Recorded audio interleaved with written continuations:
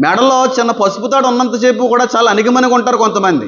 కానీ అదే మెడలో కొంత నెక్లెస్సో, కొత్తగా ఒక నల్లపూసలో లేకపోతే మరొక రకమైన బంగారాభరణం కానీ వచ్చిందనుకోండి, అందరూ ఇలాగే ఉంటారని కాదు, కొంతమంది మాత్రం ఉంటారు. వాళ్ళ ప్రవర్తన మారిపోద్ది, వాళ్ళ జీవనశైలి మారిపోద్ది, వాళ్ళు మాట్లాడే విధానం మారిపోద్ది. ఎనలేని గర్వం వాళ్ళు మనకు చాలాసార్లు కనబడుతూ ఉంటుంది. అలాంటి గర్వం వచ్చేసింది సీయోను కుమార్తెలకి. ఎప్పుడైతే బంగారాభరణాల మీద వీళ్ళు దృష్టి ఉంచి వాటి మీద సంపాదించుకోవాలి అనే ఆలోచనలో వాళ్ళు ముందుకెళ్ళారో గర్విష్ఠులుగా మారిపోయారు, గర్వ హృదయాలుగా మారిపోయారు. మెడలో పైకెత్తుకొని నడిచారని చెప్పి పై వచనంలో కనబడుతూ ఉంటుంది. మీరు చదవండి ఒకసారి. ఏదో ఒక వచనాన్ని పట్టుకుని తప్పుపడ్డే అవకాశం ఉండకూడదు కదా. పైన కింద వచనంలో కూడా చదవండి.